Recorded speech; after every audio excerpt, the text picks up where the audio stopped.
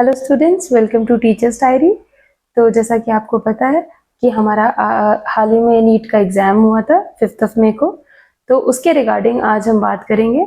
तो आज हमारे साथ जुड़े हैं मिस मीनाक्षी शर्मा और ये हमारे केमिस्ट्री फैकल्टी की हैं। तो ma'am welcome. Thank you ma'am. तो आज हम मैम से जानेंगे कि हमारा जो एग्जामिनेशन हुआ है उसके अंदर केमिस्ट्री जो है वो कितने पार्ट की आई है, कि मतलब किस पार्ट से कितने क्वेश्चंस आए हैं और उसका डिफिकल्टी लेवल कैसा रहा। तो मैम आप प्लीज बताएं, बच्चों को गाइड करें इसके रिगार्डिंग।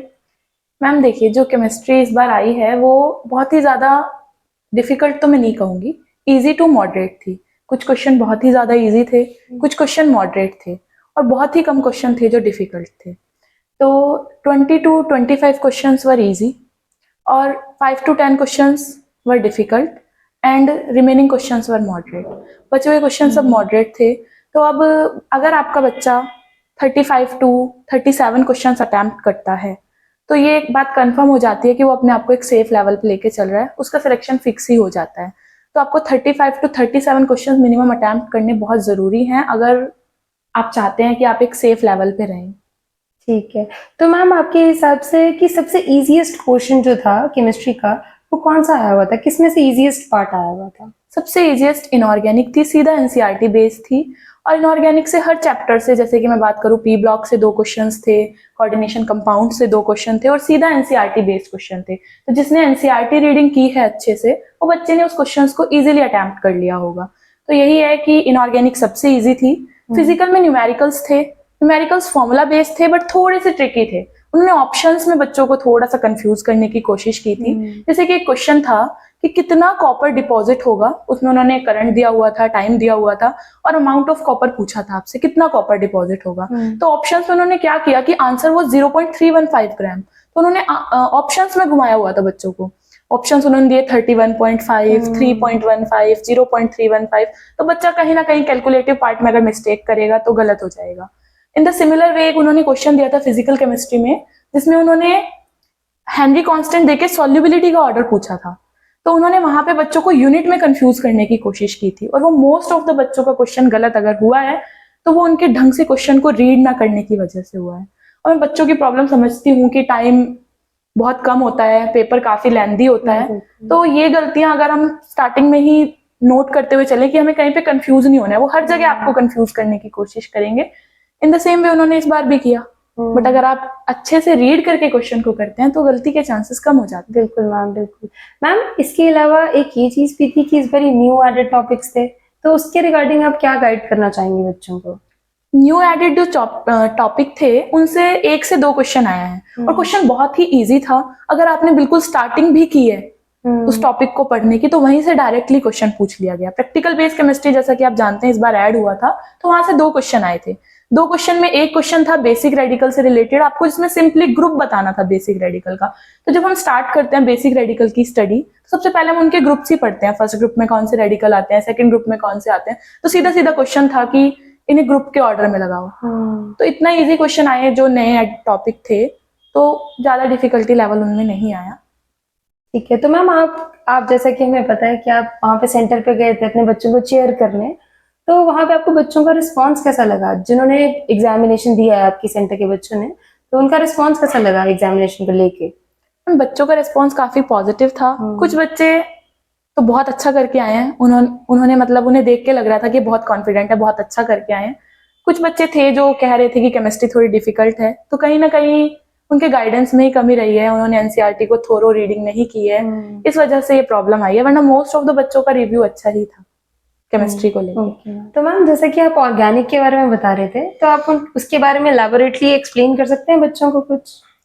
मैम ऑर्गेनिक में जैसा कि मैंने आपको बताया कि फिजिकल केमिस्ट्री से न्यूमेरिकल बेस्ड पार्ट आया था, ऑर्गेनिक से डायरेक्ट एनसीईआरटी बेस्ड क्वेश्चन आए थे। बट बच्चों को कंफ्यूजन क्या था कि बच्चा एक पर्टिकुलर चैप्टर को फोकस करता है, बट उन्होंने जब क्वेश्चन दिया तो उन्होंने क्वेश्चन में मिक्स कर दिया। उन्होंने हैलोएल्केन हैलोअरीन के साथ ज्वाइन करके अल्कोहल फिनॉल ईथर का क्वेश्चन दे दिया। तो अगर बच्चे ने केवल एक चैप्टर रीड किया हो तो वो क्वेश्चन नहीं कर पाएगा। तो ऑर्गेनिक जब आप पढ़ें तो आपको पूरी एज अ होल पढ़नी है, ये नहीं कि आप एक चैप्टर पढ़ लेते हैं तो एश्योरेंस हो जाता है कि आप उसका क्वेश्चन कर आएंगे। ऑर्गेनिक पूरी कहीं ना कहीं एक दूसरे पे डिपेंड करती है, तो एक दूसरे पे डिपेंड करती है तो आपको सारा पढ़ना जरूरी है।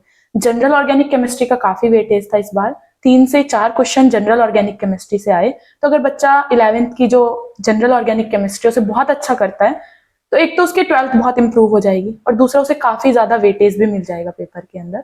मैं यही कहूंगी कि 11th की ऑर्गेनिक को बहुत अच्छा फोकस करें अगर आपको पेपर में बहुत अच्छा परफॉर्मेंस देना है। तो मैम जैसे बच्चों ने एग्जाम अटेम्प्ट किया होगा तो उनकी स्ट्रैटेजी किस हिसाब से रहनी चाहिए कि सबसे पहले कैसे क्वेश्चंस करने चाहिए, कौन से छोड़ने चाहिए, बाद के लिए रखने चाहिए, क्या स्ट्रैटेजी ऑप्ट करें? देखो मैम, इसमें बच्चे को क्या करना चाहिए कि बच्चे को कोई भी क्वेश्चन अगर वो अटेम्प्ट करता है तो उसके लिए उसके पास 3 ऑप्शंस बैठ जाते हैं। 3 ऑप्शंस क्या बैठ जाते हैं, या तो वो उसे कर ही लेगा, या फिर उसे वो लगता है कि कहीं ना कहीं मुझे इसमें कंफ्यूजन है, या एक क्वेश्चन ऐसा है जो उसे बिल्कुल नहीं आता।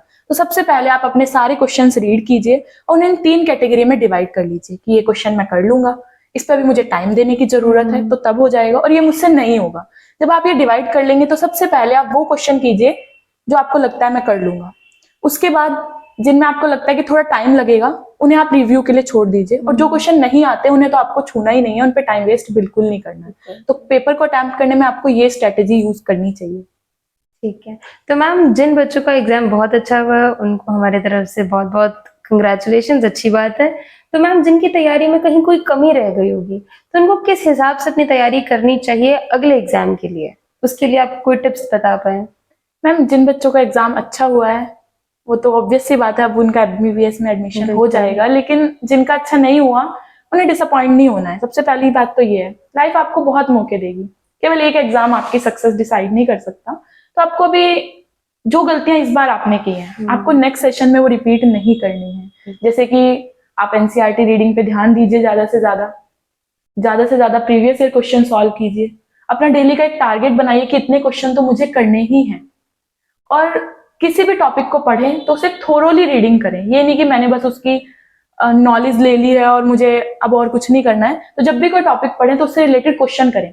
मैक्सिमम 50 to 60 क्वेश्चन आपको एक टॉपिक से रिलेटेड ट्राई करने हैं, जिससे आपको एग्जाम के टाइम पे एक तो कॉन्फिडेंस बिल्डअप हो जाएगा, दूसरा गलती के चांसेस कम हो जाएंगे। तो केवल टॉपिक नहीं पढ़ना है, साथ साथ क्वेश्चन प्रैक्टिस भी करनी है। बिल्कुल।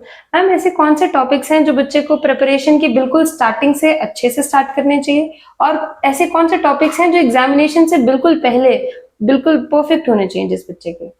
मैम देखिए, फिजिकल हो, ऑर्गेनिक हो या इनऑर्गेनिक हो, हर चैप्टर से आपको क्वेश्चंस मिलेंगे। ये नीट का रूल है, जैसा कि इस बार भी हुआ, हर चैप्टर से उन्होंने इक्वली वेटेज दिया हुआ था, या तो एक चैप्टर से 2 क्वेश्चन थे या 3 क्वेश्चन थे, और ज्यादा से ज्यादा 4 क्वेश्चन थे किसी भी चैप्टर से। तो कहीं ना कहीं हर चैप्टर अपना एक वेटेज रखता है। तो सबसे पहले आपको जो NCERT बेस्ड क्वेश्चन वाले चैप्टर हैं, जिनसे डायरेक्ट क्वेश्चन आ जाता है, जैसे कि P ब्लॉक हो गया, कोऑर्डिनेशन कंपाउंड हो गया, केमिकल बॉन्डिंग हो गई, तो जो इनऑर्गेनिक के चैप्टर हैं वो आपको जल्दी से जल्दी कर लेने चाहिए। उसके बाद आपको अपना टाइम फिजिकल में यूज करना चाहिए, क्योंकि फिजिकल केमिस्ट्री जो है ये टाइम कंज्यूमिंग होती है। और ऑर्गेनिक में क्या है कि आपको एक्स्ट्रा भी पढ़ना पड़ेगा। तो मेरे अकॉर्डिंग आपको पहले इनऑर्गेनिक के चैप्टर अच्छे से तैयार कर लेने चाहिए, ताकि एग्जाम टाइम पे बस आपको एक बार रीडिंग की जरूरत पड़े और वहां से आपका जो भी आप क्वेश्चन अटेम्प्ट करें वो सही ही हो। बिल्कुल मैम, बिल्कुल।